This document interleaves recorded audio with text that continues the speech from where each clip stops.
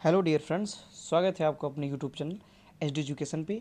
आज हम बात करने वाले हैं सीटेट 2024 यानी सीटेट का जुलाई जो 2024 का एग्ज़ाम है, इसके कुछ मोस्ट इम्पॉर्टेंट क्वेश्चंस के बारे में। यानी कि आज हम लेकर के आए हैं बहुत ही चुनिंदा ऐसे प्रश्न जो परीक्षा की दृष्टि से बहुत ही महत्वपूर्ण साबित होने वाले हैं और आपको बहुत ही ज़्यादा बेनिफिट मिलेगा अगर आप शुरू से लेकर के अंत तक जो हमारे क्वेश्चंस हैं इनको अगर आप ठीक ढंग से देख लेते हैं, पढ़ लेते हैं और उनके आंसर्स अगर आप याद कर लेते हैं तो यहाँ से आपके 2 से 3 क्वेश्चन नहीं कम से कम 4 या 5 क्वेश्चन आपको देखने को मिल सकते हैं, प्राइमरी और अपर प्राइमरी दोनों मिला करके। तो ये जो CDP की जो प्रैक्टिस सेट है चाइल्ड डेवलपमेंट की, इससे जो भी महत्वपूर्ण प्रश्न बन सकते हैं उन सभी के जो प्रश्न हैं उन सबको लेकर के आए हुए हैं आज।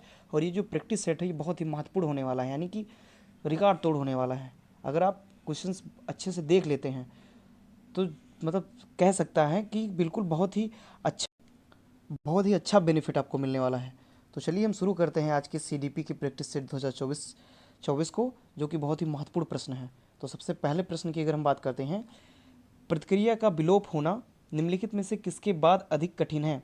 यानी कि जो प्रतिक्रिया यानी जो क्रियाएं होती हैं उसका जो विलोप हो जाता है, यानी कि उसका विलोपन हो जाता है, होना निम्नलिखित में से किसके बाद अधिक कठिन है। पहला ऑप्शन है आंशिक पुनर्भरण, दूसरा ऑप्शन है निरंतर पुनर्बलन, यानी कि जो निरंतर पुनर्बलन दिया जाता है, तीसरा है दंड, चौथा है मौखिक भर्त्सना, यानी कि जो प्रतिक्रिया का विलोप है वो निम्नलिखित में से किसके बाद अधिक कठिन हो जाता है। तो इसका सही जवाब हो जाएगा आंशिक पुनर्बलन, यानी कि जो आंशिक पुनर्बलन दिया जाता है इसके बाद जो प्रतिक्रिया का विलोप होता है यह प्रतिक्रिया का विलोप हो जाता है। दूसरे क्वेश्चन की अगर हम बात करें, दूसरा क्वेश्चन है सीखने की प्रक्रिया में निम्नलिखित में से कौन सा सबसे ज़्यादा महत्वपूर्ण है। यानी कि जो सीखने की जो प्रक्रिया होती है, जो सीखने का जो एक क्रिया होती है जो हम सीख रहे होते हैं, तो इनमें से क्या सबसे महत्वपूर्ण है।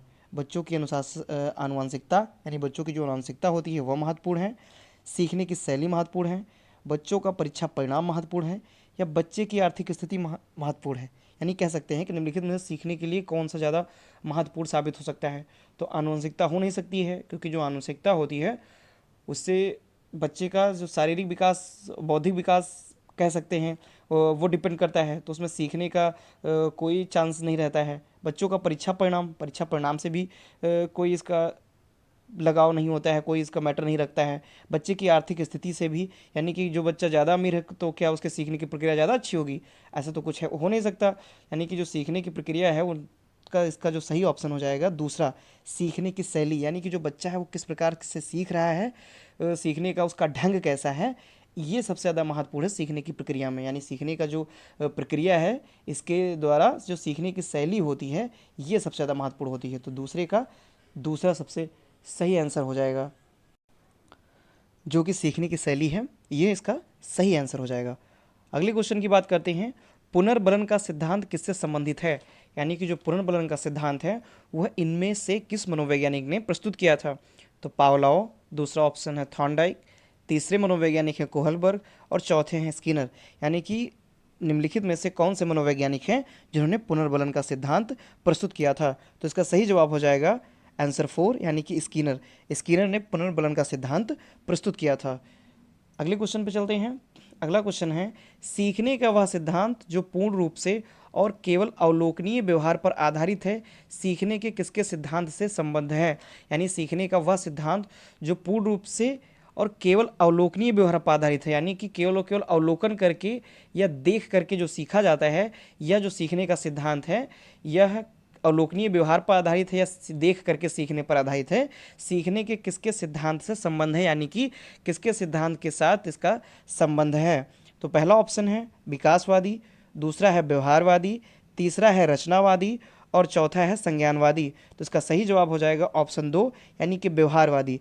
जो व्यवहारवादी सिद्धांत है, यह सिद्धांत सीखने का वह सिद्धांत है जो पूर्ण रूप से केवल अवलोकनीय, जो पूर्ण रूप से और केवल अवलोकनीय व्यवहार पर आधारित होता है। यह मोस्ट इंपॉर्टेंट क्वेश्चन है, इसे आप ध्यान कर लीजिए कि सीखने का कौन सा सिद्धांत, व्यवहारवादी जो सिद्धांत है यह सिद्धांत पूर्ण रूप से और केवल अवलोकनीय व्यवहार पर आधारित है। तो चौथे का सही ऑप्शन हो जाएगा ऑप्शन नंबर 2। अगले क्वेश्चन पे चलते हैं। अगला क्वेश्चन है, सीखने के अंतर्दृष्टि सिद्धांत को किसने बढ़ावा दिया। यानी कि जो सीखने का अंतर्दृष्टि का सिद्धांत है इसको किसने बढ़ावा दिया था, यानी इसको बढ़ावा। तो क्वेश्चन कह रहा है कि सीखने के अंतर्दृष्टि सिद्धांत को किसने बढ़ावा दिया, यानी जो सीखने का अंतर्दृष्टि का सिद्धांत है इसको बढ़ावा किसने दिया, यानी सबसे ज़्यादा कार्य किसने किया। तो गेस्टाल्टवादी पहला ऑप्शन है गेस्टाल्ट सिद्धांतवादी, दूसरा है व्यवहारवादी, तीसरा है रचनावादी और चौथा है संज्ञानवादी। तो इसका सही जवाब हो जाएगा ऑप्शन नंबर 2 यानी कि व्यवहारवादी। जो व्यवहारवादी थे इन्होंने सीखने के अंतर्दृष्टि सिद्धांत पर अधिक बल दिया और इसको अधिक से अधिक बढ़ावा दिया। तो पांचवे का जो सही ऑप्शन है वो ऑप्शन है नंबर 2 व्यवहारवादी। अगले क्वेश्चन पे हम चलते हैं। निम्नलिखित में से कौन सा सीखने का क्षेत्र है, यानी कि ये जो क्षेत्र दिए हुए हैं इनमें निम्नलिखित में से कौन सा ऐसा क्षेत्र है जो सीखने के क्षेत्र के अंतर्गत आता है। तो पहला है व्यावसायिक, दूसरा है आनुभविक, तीसरा है भावात्मक और चौथा है आध्यात्मिक। तो इसका सही जवाब हो जाएगा ऑप्शन नंबर 2 आनुभविक, यानी जो अनुभविक सीखने का क्षेत्र यह क्षेत्र है यह सीखने का क्षेत्र कहलाता है। तो छठा प्रश्न है इसका सही जवाब हो जाएगा ऑप्शन नंबर 2 अनुभविक। सातवें क्वेश्चन पे चलते हैं। सूझ क्रमिक तथा क्रमबद्ध होती है, यह किसने कहा है। यह एक कथन से संबंधित क्वेश्चन है।